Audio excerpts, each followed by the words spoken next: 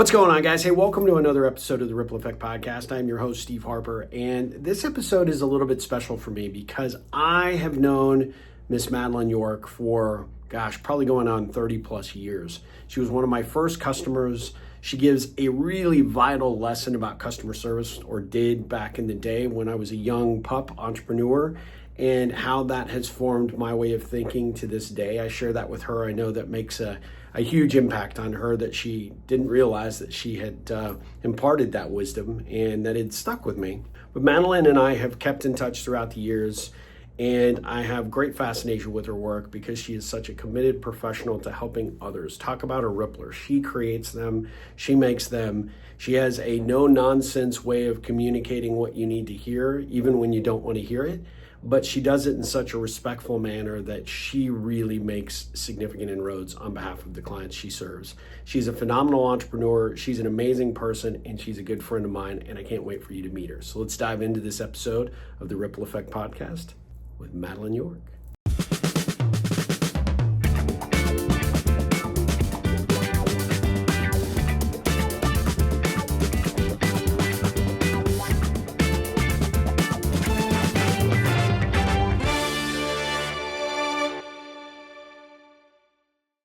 Guys, I am super excited to introduce you to Madeleine York. I have known Madeleine for probably more years than we actually care to admit, but I am so grateful that you agreed to be a part of the Ripple Effect Podcast. Madeleine, how are you doing?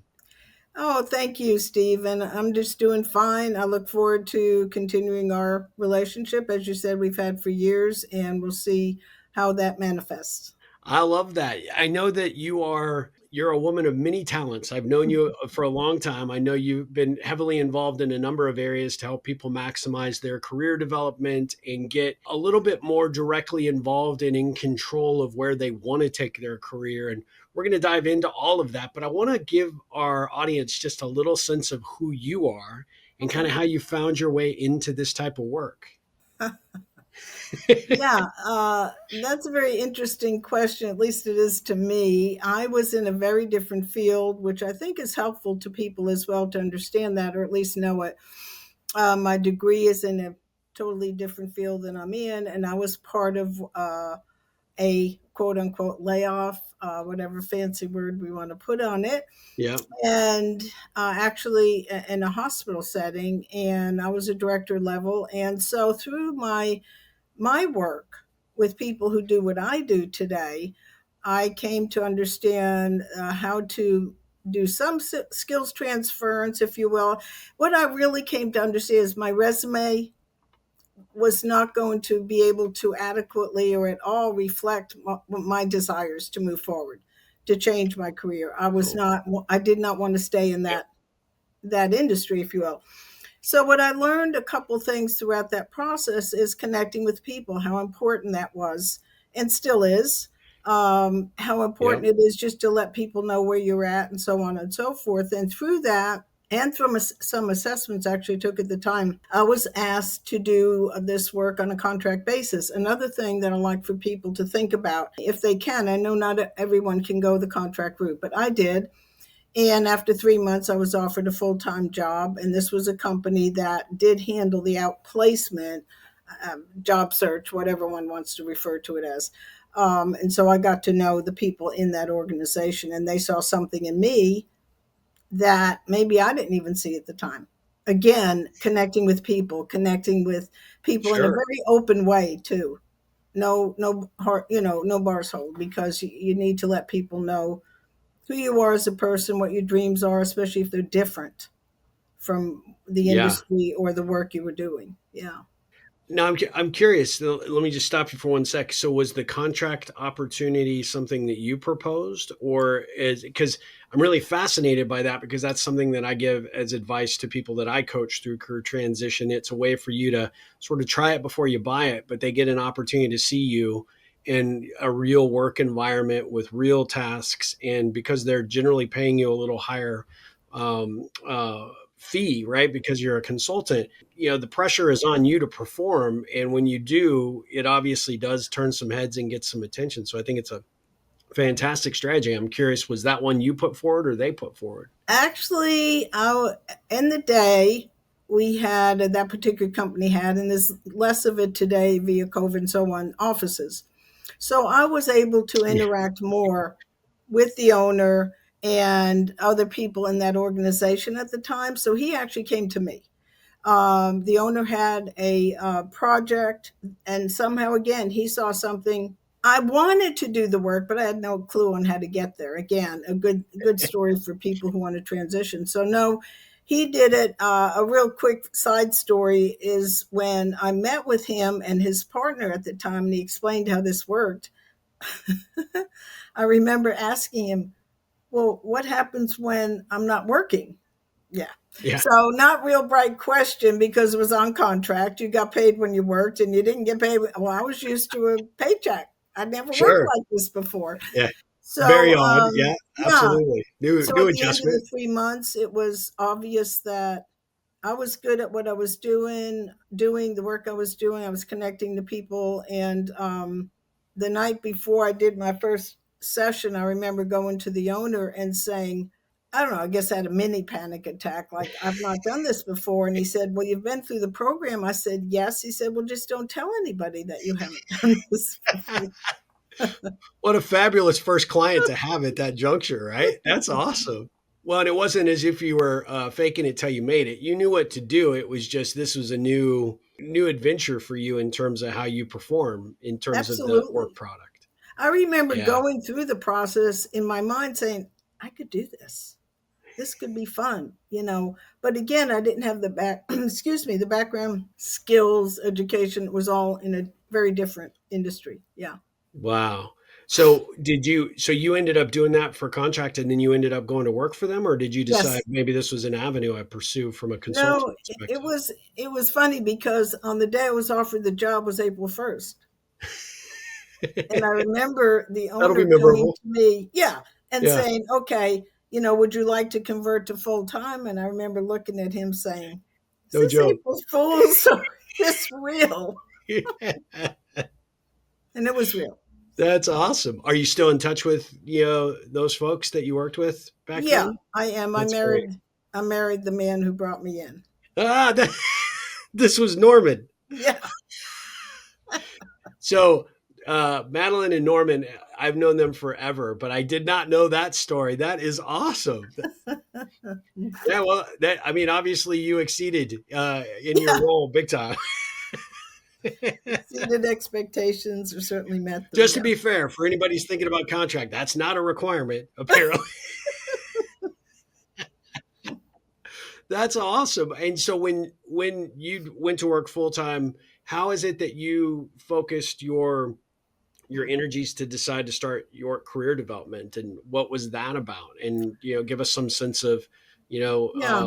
the inspiration behind that. Well, okay. So back up a little bit. So at the time, the company was Norman had a an office in Austin for someone else who owned the company. It was called Reedy and Company. Okay. Yeah. So I worked for him, and then he eventually broke off and from that relationship and moved forward. So all that time I was with him and working for him and with him. However, what worked out well for me, and this is just laying it out there, I was new to the world, new to that field, new to everything. So but Norman was the first chair, I like to say. So Norman was the first chair, I was the second chair. Okay, became that fairly quickly. Other employees did bookkeeping, so on. And so because he was that, and him, so he was well respected Yep. and liked and so on and so forth, and educated much more in that world than I, he would meet with someone first, and then I became an outgrowth of Norman at that point, right? Yep. So it's like, well, if he's good, he knows what he's doing. He wouldn't have someone in his employ that doesn't merit. And then, of course, the first meeting, I would quickly merit that relationship. But Yeah. the first time another person in the organization came to me right before a meeting and said, by the way, I want you to do the interviewing with no prep, no anything. I think I had a list of questions that she had provided to me. Uh, So we go in the office, and you're talking about the day of VHS, cameras, iPod, pods and all this yeah. stuff. So we sit down, I do my thing, and we pretty much had C-suite people at the time. This was a banker, if I'm not mistaken. So I do my dog and pony right, and I ask them the questions, and then I got to replay it. And guess who forgot to put the record on? And bless his heart, he was just decent, and just so we went through the questions as I could repeat them anyway. But it was just like, oh my gosh, he was uh, very kind to me. But subsequent to that, that's my first intro into this. And maybe it's a good thing it happened because it is for something that I feel very comfortable with and enjoy doing a lot, and I believe I'm good at. But after that, whenever somebody would walk out of the office, if Norman knew we were interviewing, he'd look at them and he'd say, "Did you pass?" And I'd say, "I don't think so." you were that tough. Straightforward. Yeah, no holes no holes. What am I trying to say here? Barred, yeah, no holds Yeah, barred. Yeah, yeah. no holes barred. Didn't pull any punches. Yeah, because what was the point? Yeah, But I did it. For instance, I would typically say, "Well, this is what I heard." And we're yeah, looking at it at that point. I remembered to record it, but it wasn't visual actually. Did we? I'm not sure if we even had the visual then. I think it was just yeah. audio. Wow. And most times, or very often, to be like, well, no, that's not really the message I meant to send. And Yeah, so that's where that could be, was very, very helpful in the early stages and days. And that's where I learned where people were um, answering questions maybe too quickly, yeah, maybe from the heart. This is a business interview. We yeah. need to look at it from that perspective. So Yeah, I like your approach there because I actually was sharing, you and I had a conversation last week when we were talking about doing this interview about the fact that you sort of need to know that environment and understand people don't put in the time necessary to really understand that interview process. And sometimes you can really, really miss the mark because you haven't done the research and you don't really know or really understand the environment you're walking into, and that can create some missed opportunities for you, especially as an interview candidate.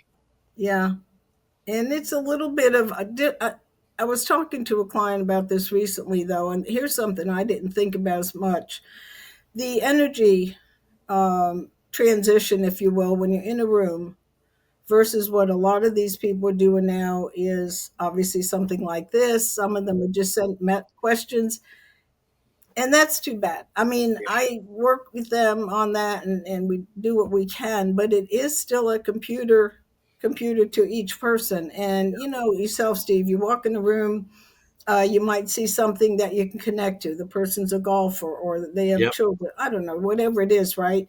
You can kind of start that conversation off that way and make it a little lighter. But there is energy transference. And when we have good energy, that's going to show up as well as maybe not in a one on one, but there's that I think people need to think through too, and maybe be even a bit more higher level energy, smiling, whatever, than they might be normally. Yeah, because I mean, especially in like a virtual setting like we're in, right? Being able to, there's a lot of nonverbal cues that the interviewer is picking up on, and so Yeah, if you just look like you're very pensive and looking down and there you seem go. nervous, I mean that you may not even intend to be doing that, but it No, gives off something, and it does tell either it does tell them something subconsciously about how prepared you are or really how confident you are walking confidence into for the sure. interview. Yeah, Yep, and I yep, agree with you wholeheartedly. In person, it's a little easier, but then it also becomes harder sometimes because you're meeting a stranger. You're trying to put on your best effort, in terms of, putting your best foot forward in the conversation. And sometimes, and you touched on this last week, that sometimes people don't know when to stop. They they hear they hear the question and they answer it and then go way past more than they should have. I think I'm guilty as charged all the time on this. So I'm curious right. about your take there to bring maybe Well, see if you could expand upon it. yeah, and we know that as well. It was funny or interesting to me. The fella who brought that back to me, one of my clients, very, very leaning towards, I don't categorize people, but leaning towards much more introversion, much more Yeah. quiet, much more coming from his head. But bless his heart, because he wanted to make sure, again, that they really totally understood. They broke it down. A lot of people from that perspective do. They have to get to the minutiae. They have to, cover every detail, and that's has to be a bit of unlearned in an interview setting, because you do lose people, and they're not asking for every single detail about your prior company. They'll often mention the company. It's like, yeah, you're not there anymore, so you don't want to mention that company. But there are a lot of paths that one can go down. And again, with the energy issue, there was someone who was advising, and I don't know your stance on this or not, but I'm totally not for it. And this is that they have three screens, and that they look here for Yeah. their answers. Yeah. And Yeah. I said, look, most of us are just not trained for that. If you're in Yeah. media, maybe so, whatever. But when you do this, they know exactly what you're That's doing. exactly right. Yep. And I said, please do not do that, and don't obviously memorize answers and so on and so forth. So that becomes problematic for people who are not, really think it's a confidence issue, Steve. Sure. Yeah. Yeah. That they're not, they know they can do the job, but they're not confident in the presentation. And this is where repetition, repetition, repetition can be so helpful, that they can see themselves back and realize, oh my, I've just talked too much, or I missed the point. And often when we talk too much, we go off in some tangent. That's very true. I Really. will say, since you said that last week, I've been very aware and concerned about this interview today. I'm like, okay, let's make sure we ask the bare minimum and then just shut up, right? I do have to. I will share something with you, and then I want to come back to this because I think it's really fascinating. But one of the things that I would tell you, I met you as a young entrepreneur. I was working for the Xerox agency, my Yeah. company at that time. I lacked a whole lot of confidence, and you were probably one of my first 10 customers. And Yeah. the one of the things that you purchased for me was a printer. It was like one of the first color printers, and I remember we ordered it. It took a while to get in. You finally got it in, and then there was a problem with it. And I went out, and I'm trying to do my best, and certainly best customer service that I can, but I still needed a technician to fix it. And you gave me a hugely valuable lesson. It was one that I obviously knew, but hearing it from you and the way you did it with the kindness and the gentleness Um, that you did was, hey, just don't BS me. Tell me what the truth is. Tell me what the issue is and what you're going to do to resolve it. Because anything else is just going to take, this in a bad direction. And you had every right to be upset and frustrated because it took so long and it wasn't working, but you were so kind and so genuine. And I went back and I had a conversation with the technician. It turned out it was a pretty minor problem. We got it fixed pretty quickly. And you came back to me like maybe 2 or 3 months ago, and you're like, that's customer service. You follow up and you did what you needed to do. But I remember you distinctly kind of pulling me aside, and you were just so kind. And you said, customers only just want to hear the truth. So tell them good, bad, or indifferent, just yeah. be honest. And that Yeah. has served me so well. It was one of the first Yeah. lessons that I really needed to hear from someone like you at your caliber, that Right. really implied how I did what I did from that point forward. And it still rings true to this day. And everything I do, whether it's through Ripple or through my Yeah. software company, it's absolutely 100% true. Well, thank you for that. And today still, I mean, I had a call earlier today, and it's like, please, just what's going on, Yep. because things happen is the expression I use. Things happen. I mean, I'm not unrealistic to that, but please don't excuse this, especially as an owner for employees, right?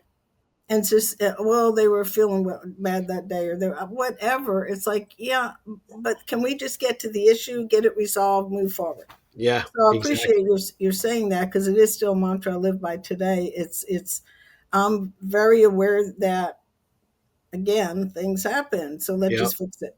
I love it. Well, as it ties back to that, made me think of that when you and I were chatting last week, and just how instrumental you were. And I know that's how you are for the clients that you serve.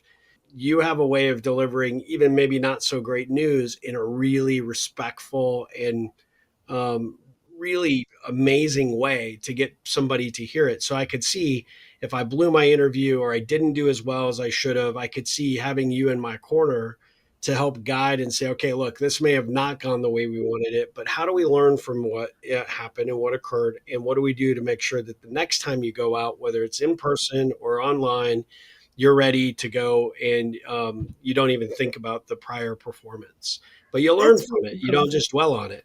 No, and that's actually still something I say to folks in relationship to the interview. If you prepare, if you've done everything you can't make someone hire you. So Yeah. do the best you can and walk away. If there needs to be follow up with a letter of some kind to reinforce part of it, a part of the conversation or bring something up. I mean, separate issue, but don't beat yourself up. Not if you've done what all you can do. Just let it go because that will linger in a negative Yeah. for the next one. I love that. So the So work that you're shifting to do to help people that are in career transition, let's let's dive into that a little bit. Just explain a little bit about where your focus is now and certainly the goals that you set for yourself to help the clients you serve. well, the main one that I've been doing a lot of self searching, soul searching, I guess, on and wanting, thinking about reinventing myself, which you're the greatest person to talk to about that because you're always doing something Thank you. interesting and different. It's like, what's Steve up to now? Um, I don't but, think my wife would agree with that necessarily. We won't ask but her. It's yeah, fine. no, we won't ask her. Or no, yeah. I have some comments I make in sessions I do sometimes, and it's like, well, not sure my husband would agree with that, but it works for me. Mainly talking about insights, but having said that, moving on, my passion really is because I think it's really maybe the biggest. I'm hesitating, but certainly one of the biggest aspects of getting that next position is the interview process. Yeah. Because I believe, and maybe not totally 100%, but I believe if someone's being interviewed in any field, technical, soft skills, whatever, they've met the requirement because I don't believe people give courtesy interviews today. Yeah. I mean, They're in the there. day, You're in the door. Yeah. yeah. So now we're looking at that fit word. We're looking at, your personality and so on and so forth, integrity, honesty, whatever it is. And this is where you can get tripped up and maybe sometimes setting the stage, well, always setting the stage, but for you to interview the person, even if it's just in your head, because it could be situations where you really leave that and should not go down that path. It's the wrong path. I had a client who used the word hammer organization. I knew what he meant by that, so I Yeah. didn't ask him to define it, but he said, I don't want it. Been there, done it, Yeah. and he found the right organization for him because it Okay. wasn't that. Yeah. And so the point is that knowing that ahead of time. So interviews can go both ways. I don't think people think about that either, but I have a way to help set the stage for the interview to kind of keep people, or hopefully keep people on track about the content of the interview, but also to showcase yourself in ways that uh, may not show up in the typical resume. I don't appreciate people just reading through the resume. It's boring, so on and so forth. You need to put accomplishments. You need to let people know what you've done with your skills. You can't just say I have these skills, which is another thing that a lot of people will do. They'll just answer in that way. Well, I've done this, or this is a skill set, blah, blah, blah, but with no implementation. Yeah. Well, that's fine. I might have a skill ride a bike, but I probably shouldn't be out there doing it. Yeah. So going through from that perspective, setting up the stage for them. If people will, well, it's not if, when people do a good job on interviewing, when they practice, they get a lot farther and they get probably, well, I believe more offers. So that's kind of my passion right now. I still enjoy group presentations, group work, so on and so forth.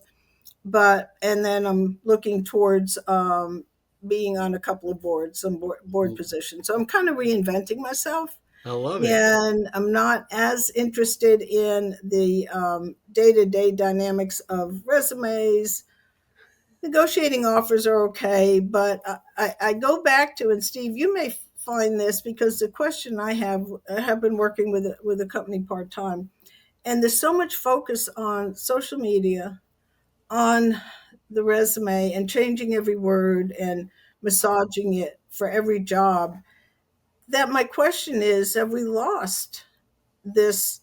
I don't know if we've lost the capability, or have we lost the how to help people understand the value of people, or is it gone? I mean, is it gone? Yeah, it's a great it's a great question. I don't think it's gone. I think that it is. You see a shift in the generational dynamics in how people go about connecting with another human being. It's not easy, right? And No.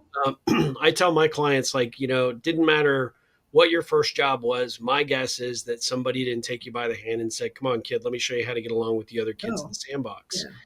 We base our entire identity by job title, our ambitions, our expectations of where we're going, and sometimes, especially when you're in a situation where maybe, and you and I you and I talked about this. I mean, ageism is alive and well in the interview process in a big way, and there's a lot of folks that haven't really thought through, how do I tell my story without coming across as braggadocious or dictatorial, or go off on these tangents, right? You have to connect with the person that's interviewing you, and you have to find a way to make that inroad, connect with them, because really at the end of the day, like you said, it is a two-way street on an interview. But at the end of the day, all your past accomplishments, notwithstanding, you still have to demonstrate why this is somebody that they really need to take a second look at. And part of how you do that doesn't really reveal itself on the resume or in the canned interview questions. It comes across in your personality.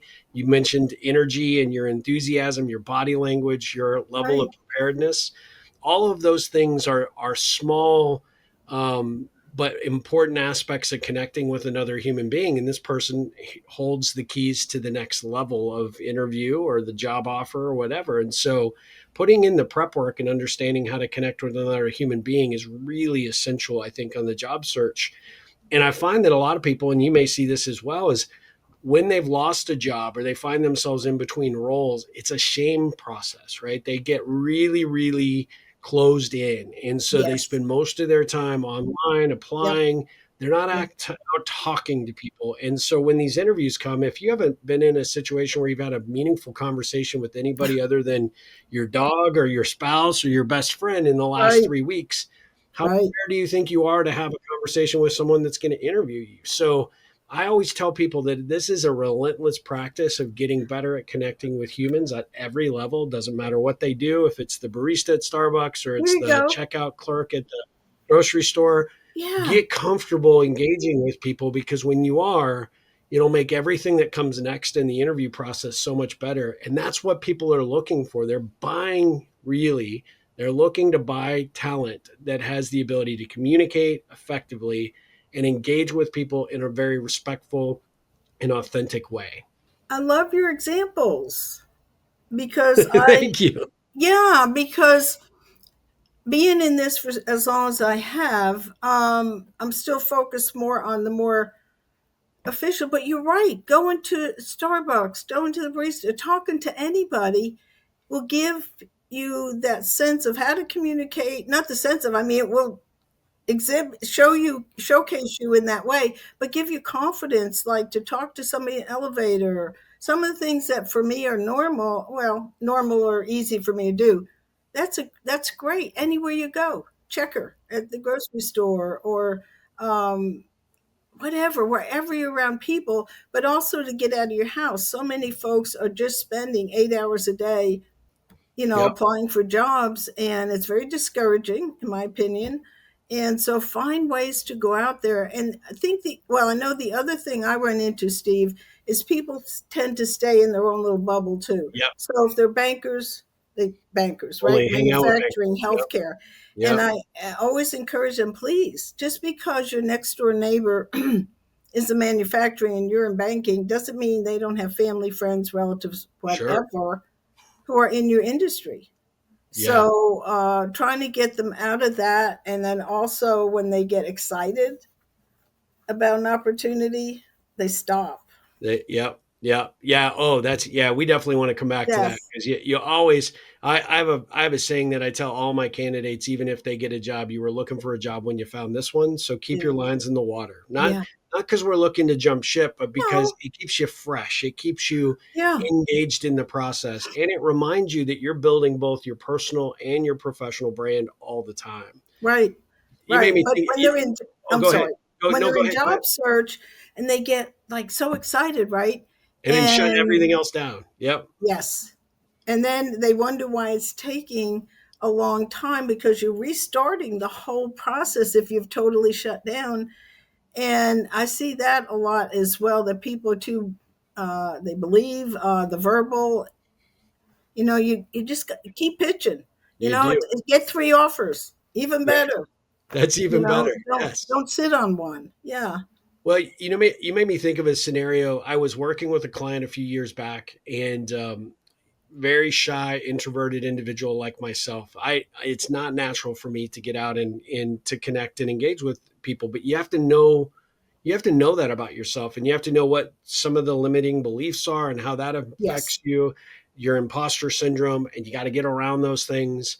Yeah. And one of the things I was doing was trying to engage them because their entire day was consumed with sitting in their PJs and their fuzzy slippers and apply Yeah. for jobs. And so we started meeting at various coffee shops. One in particular we went back to more often than not, but I explained, look, this has nothing to do with the work, your job search. This has everything to do with once you get that job or you get the opportunity for the job, how you're going to handle yourself in your interview, how you're going to integrate with the new team, and how you're going to differentiate yourself as a real valued hire when you get there. And part of that comes in how you connect and engage with people. So the best place to start that in a very scary, somewhat scary environment is talking to strangers in environments that there are people there for a reason, right? Coffee, they're working or whatever. So we started working together and we started doing a few of these, what I like to call, I call it connection lab, but these field trips where we'd go and he'd have a new set of audience to go engage and connect and come back and kind of what worked, what didn't work kind of thing, right? Wow. And we got him going and he was working and he was really really doing a great job, so much so that he stopped needing me to go with him kind of as his wingman. He just started going himself. Well, there was a Dell executive who I knew that went to the same Starbucks that we were going to, and she'd stopped by my table one time. She'd actually was pretty instrumental in getting me in the door out to do some training for Dell. Loved her. She was great. Never did I connect the two necessarily as being, Hmm. potentially compatible, or I wasn't showing his resume to her. There was really no Yeah. level of expectation. But I told him, he asked me one day, he goes, "How did you meet her?" And I said, "She actually saw me when I was writing my book the first time, years and years ago." And she finally asked me, "You're at this same coffee shop every day doing the same thing." And she finally just stopped at my table and she's like, "What are you working on so hard?" And then from there, we started a conversation. It came very casual. It's like, "Hey, how you doing? Good to see you." And the good morning. Then eventually she started coming over and spending 5 minutes and 10 minutes. Next thing you know, we become friends. When my book comes out, she gets my foot in the door at Dell, and, kind of the rest is history. And I said, I have absolutely no value to her other than I want to support her and be a friend to her. When she was looking at a role within Dell, she actually reached out to me and just wanted some advice. I wasn't pitching her on coaching. I wasn't trying to get any money from her. I Yeah. just wanted to represent what I could to help her. And she never forgot that, right? So fast forward a couple years, this is going on with this client, and he's starting to get out on his own. He calls me one day, just super excited, and he said, "Hey, that gal that you introduced me to a few months back? She stopped by my table today, and she told me the whole story of meeting you and what that consisted of, and why she really appreciates the work that you do for people like me." And that led to my conversation about my job search and where I was going and what I was doing. She said, "I know exactly who you need to talk to at Dell. Can you send me your resume today?" He's like, "I have an interview at 2 o'clock." And he said, Oh, "I would never have gotten there had I not learned from you at the very beginning. But more importantly, when I started seeing her, even though she wasn't my friend, I started saying hello and doing the same things that I knew you would do and encourage me to do. And next thing I know, she's starting to talk to me a little more regularly. And then today she stops, and boom, that's how it works, right? At the end of the day, you never know who's paying attention. You never know who sees you out creating what I call the positive ripples, but people pay attention and they take note. And sometimes your next employer may be sitting two tables over and you don't even know it, but they see how you interact or how you responded during that interview or the approach that you take. So I'm a big believer that you just, stack the odds in your favor and just do that for everybody. Try to be an outward champion of yourself and other people. And even if you're introverted, it'll build your confidence and help you build those skill sets. But even if you're extroverted, you'll realize that it isn't just about you. You have to focus your energy on other people. It has a positive response, right? I love that story because it adds a dimension to job search that isn't really job search. So it's about connecting with people all the time, wherever you are. Be mindful of that. Be gracious. You're right. You never know who's going to be at the next table. Now, interesting you say about the extroverts. My biggest, from a marketing, a little off topic, but from a marketing perspective, is guess what? I talk, talk, talk, talk, talk, talk. And therefore I can leave a meeting, and I've done this, and it's like, oh my God, I didn't ask them one question about their problems, their issues. Where, what have they used before as far as assessments? It's like, oh, Madeline, you did it again. Yeah.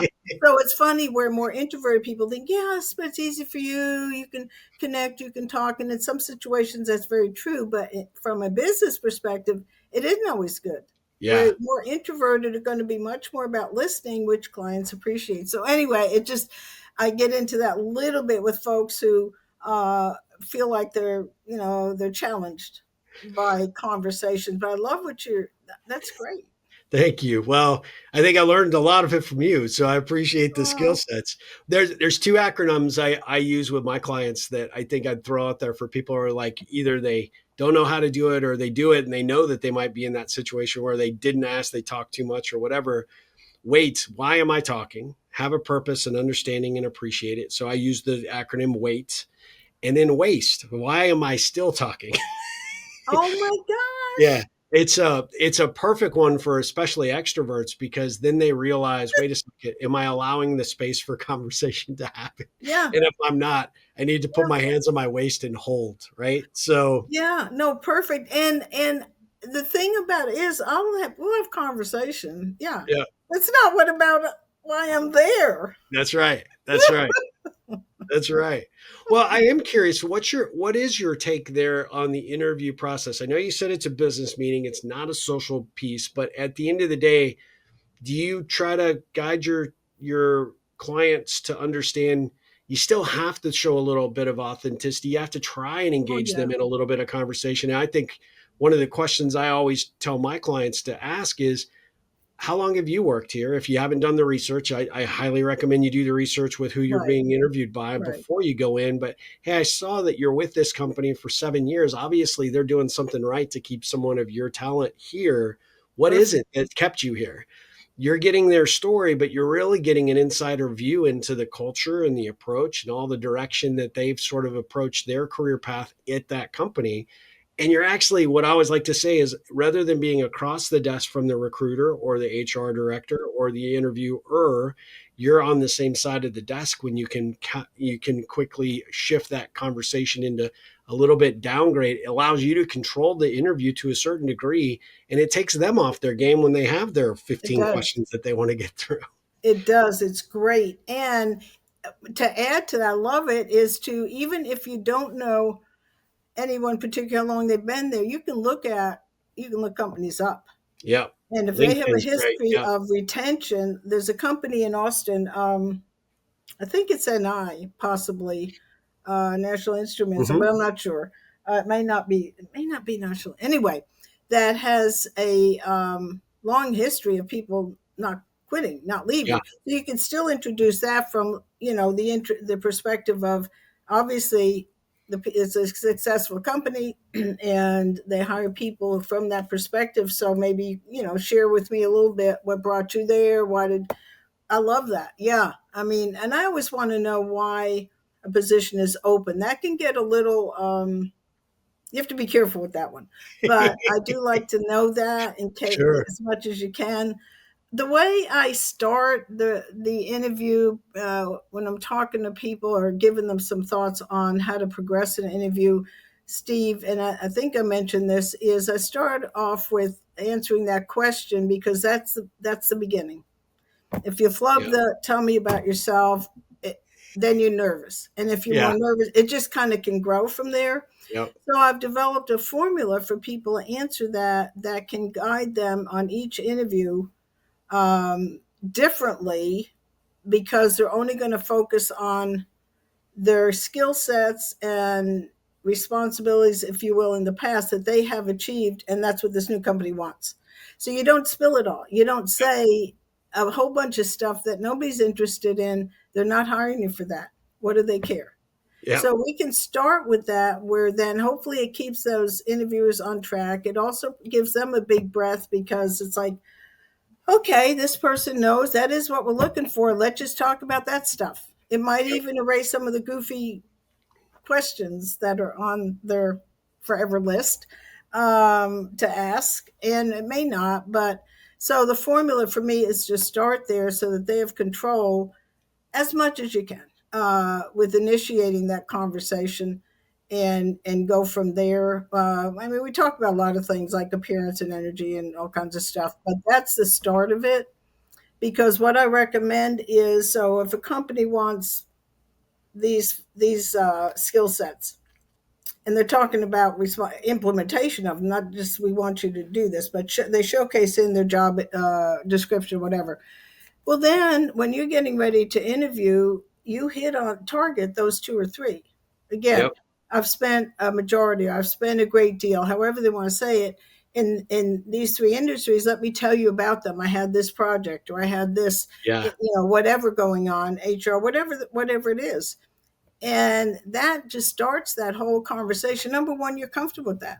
You should be able to own that. It's not something out of the ordinary, and you write it up ahead and stuff, but obviously you become familiar with it. But I do something else differently, I think, than most, and that is the following. I suggest people are be proactive at ending that with, and I am no longer at whatever company for due to reorg, or Yeah. whatever they want to say, right? But very short, sweet, simple. Because I have found over the years, including myself initially, if I wait to ask that question, and it will be asked. I Yep. think it's nuts, but in today's world, they're still asking it. We say too much, Yeah. or we Yeah. say, well, there were 10 of us, and three of us were. I'm like, oh no. Yeah. Or or they Major keep Will going on. Robinson. That's not the right. Don't Yeah. do that. Yeah. No, you don't put numbers in this. Yeah. And they go on and on. In any case, justified because they feel like they need to. Not a good place. Shut it down. Let it go. And then I Yep. bring it up by saying, "So I'm really excited to talk to you about this opportunity. I look forward to our conversation," and bring it back. What I call bring it back up. So there's a formula. We start off with, and then helping them understand conceptually how to change that up for each interview. Your skills don't change, so I don't want to send that message that you make stuff up, but you can focus on the one or two, the highlights, the first two things on that job requirement, right? And focus on that. Another thing I work on with people is you never say no. So and I'll ask them, okay, what part of this that you don't do? Is there likely to be a question about something that you've never done, and you don't want to say, no, I've never done that. Yep. So my point of that is twofold. One, if you've worked with a team, if you've worked with that at some level, you have some introductory knowledge of whatever that is, that's the answer you give them. If you don't sense that, then you talk about your OJT experience for years. Yep. I have been thrown out, a lot of things have been thrown at me over the years that I've learned on my own. Let me give you an example. So That's either way, you're owning it and saying, I can do it. You don't say I can't or I never have, because that's going to be the end of that. Yeah, I love that. You made me think of something that I often tell people when they're interviewing, but it actually started with my own nervousness about being a speaker, keynote speaker or session speaker for a conference or a company. And one of the things that I would ask what they were looking to accomplish, try to get the lay of the land, what was their theme, whatever.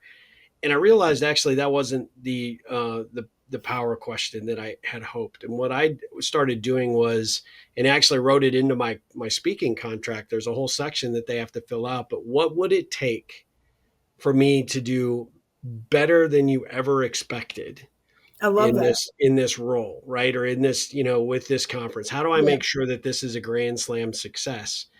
And I ask them to think back to the last two or three speakers that they've had at prior events or anybody that they've seen, and just tell me what you're Oh, looking for and what would make sense. And that, I will tell you that not only did my fee go up with those, I didn't have to negotiate as hard, but I actually had people who are like, you're the only speaker that ever asks about that. They come I'm in with their sure. canned presentation, etc. So I adapted that to the interview process with my clients. And I said, when you get the opportunity, ask them what it takes for this position, in their opinion, to be a grand slam success. What are they looking for? Because they will give you the answers to the test without even knowing it about what is required. And when, and it made me think when you said that, you probably don't ask, how often the positions turn over or whatever, but your follow up could be, and my assumption would be people that have been in this role in the last, let's say over the last 5-10 years, they've been able to take that skill set and adapt it into other avenues and opportunities Right. within the company. So could you tell me about that? Not only does it tell you that you're hearing the position, but it tells the interviewer that you're also thinking like, hey, I want to be here 10 years, right, or Yeah. 5 years or whatever. And you'll often get a real big morsel of it. Well, we can't keep anybody in this role for more than 2 years. Well, that tells you something. So you get a question Yeah. opportunity to say, well, what is it that creates such stress or anxiety for people? Or what Yeah. often, maybe if you can't answer what it is going to take to Yeah. be super successful, what will it take to survive in this role? What are you looking for in terms of skill sets? Completely different dynamic, but incredibly valuable in terms of the detail that they'll give you. Plus, it shows that you're thinking like, hey, I'm coming in without that, arrogant confidence that I'm going to Yeah. be here and I'm going to do a better job. But I really want to know what it's going to take to really blow this thing out of the water and be successful for you, because you're putting the time and energy into hiring me.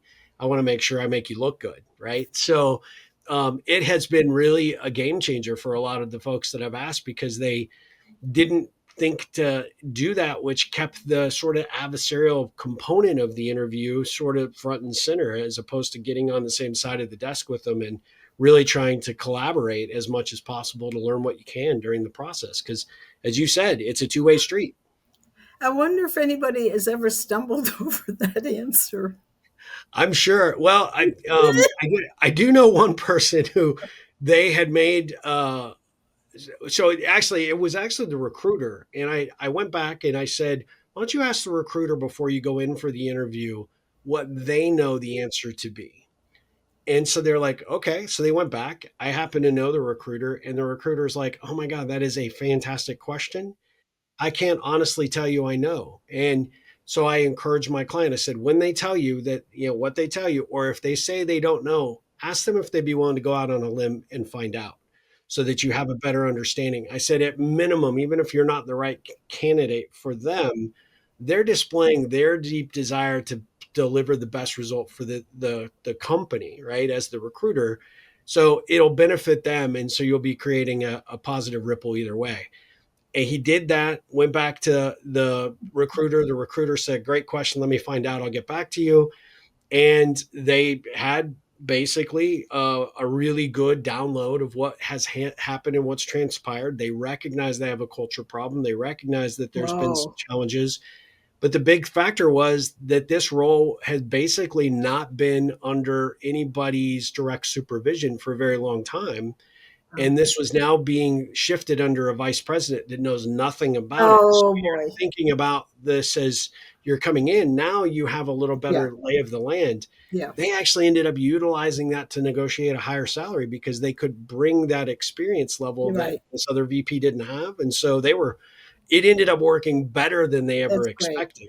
But, use that art, whoever got your foot in the door, whether it's a Yeah. recruiter or they responded, Right. ask those types of questions, because it will be a really, really powerful bit of feedback that you can utilize in other capacities, follow-up questions, or Yeah. maybe determining on your own whether that's the right fit for you, if that's Right. what you want to go hang your hat or whatever. Exactly.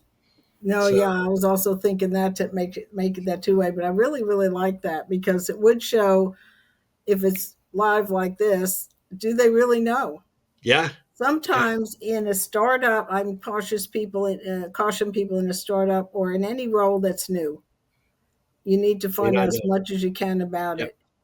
If it's new, who put it into play? Are you going to be working for that person? Or is that a naysayer because they're looking at the money? So the CFO says, no, we don't want to have this position, and somebody else is pushing it, and then in 6 months they don't have the money to pay you.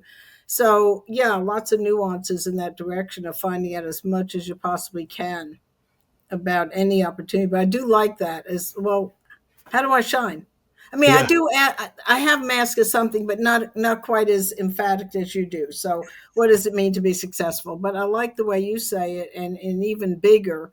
No, not just successful, but really blow it out of the water. How do yeah. I? What would it take to do that? Yeah.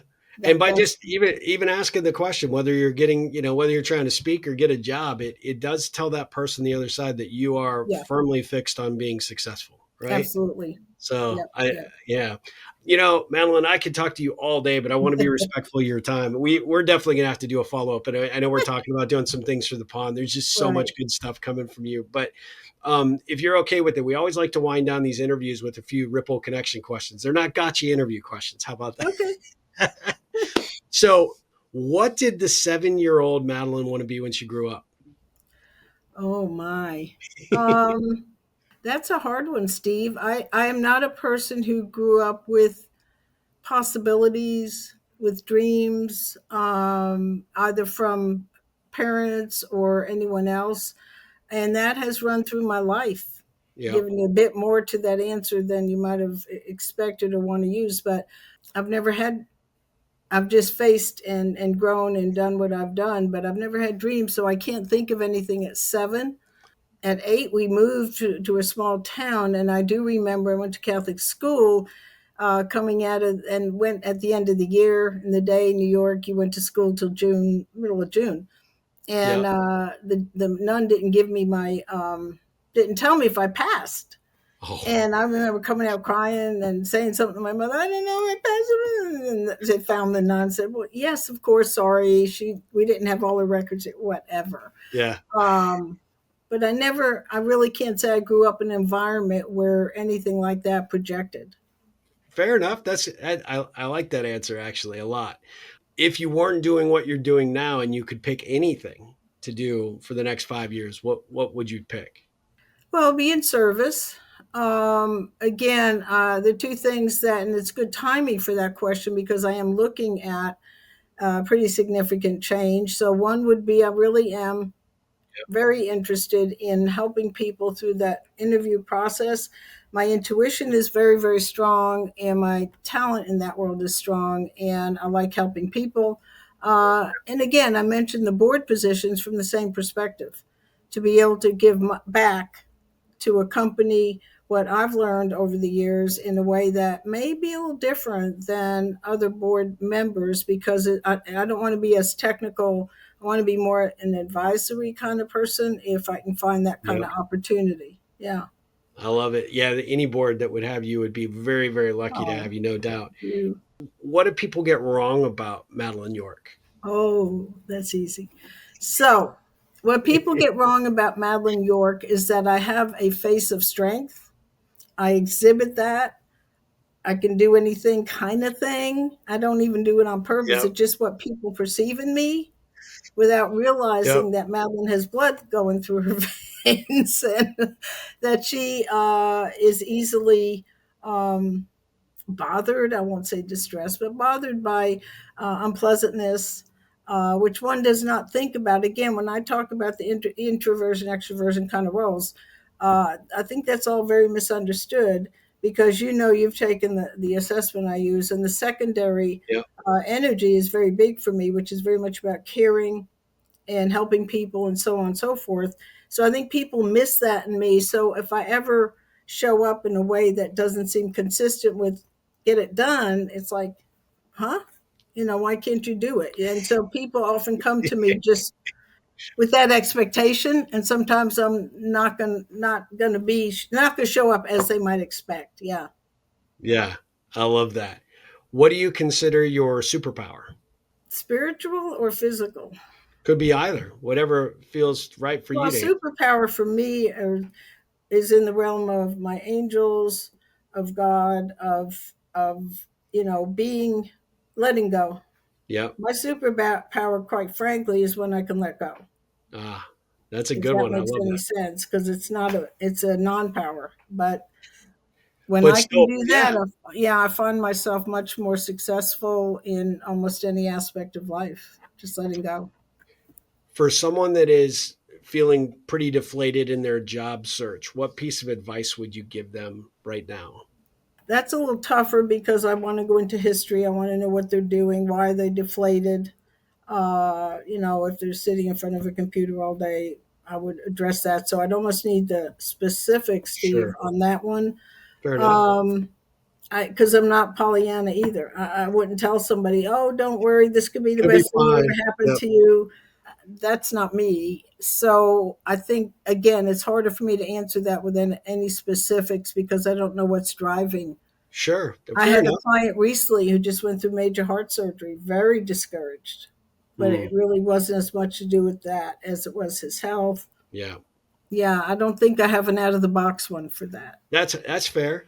So here's a different one. If you could give one piece of advice to people that drive by on the way to work or on their way to school and home at night, what piece of advice would you give people that you'd love to share if it was on a billboard that Yeah, they yeah. Slow down. Be mindful of each day. Know that we don't have tomorrow. I guess there's several there, but just chill. I wouldn't say this, just chill, but that's kind of what I'm saying. Is we need to calm down a little bit well, and not rush in front of the car or not risk an accident, because especially what's going on in Texas right now, that yeah, really brings it home does. with family and children. So maybe that's why that word came up for me. Yeah. Yeah, that's good. I love that. Last two questions. When you hear the concept of the ripple effect, what does it conjure up for you? What's it make you think of?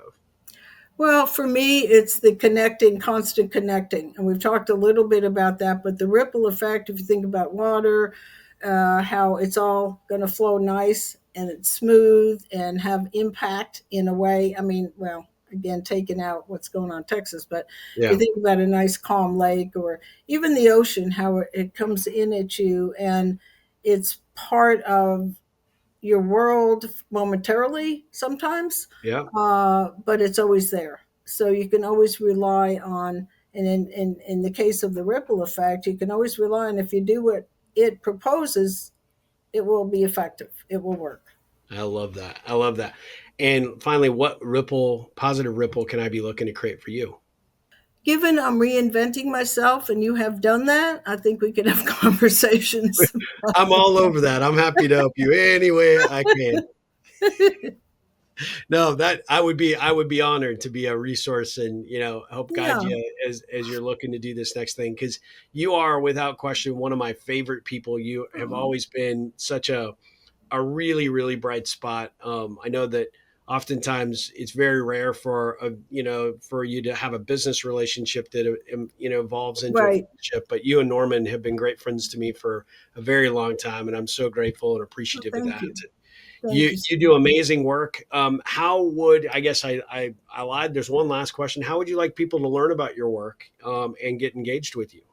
Well, I am on LinkedIn. I do have Facebook. Those are primarily my online or social media connections. Of course, Okay, email is myork@yorkinc.com, and phone number is a Houston number. Actually, it's 512-565-8506. fantastic. And We'll put all texting that. as well. Okay, So, we'll put all that in the show notes, and I okay. just we definitely want to make sure that everybody knows how to get a hold of you. So Thank you. I highly encourage you guys. Those that are listening through the podcast platforms, those of you that will see this on the YouTube, reach out to Madeline. You will be blown away by what she can bring to your job search. Help you narrow down what to do when you're in those interview situations, so that you maximize your chance of getting that role. I think you will be very, very glad to engage her without question. So I just want to say thank you guys for tuning into another episode of the Ripple Effect podcast. We don't take your time lightly. I want to bring amazing guests like Madeleine to you so that you get some of this incredible content you can put to work. So hopefully you benefited greatly from this episode. I know I have, and I can't wait for the next one with Madeleine. So thank you so much, Madeleine. Take care. Thank And as you. always, ripple on.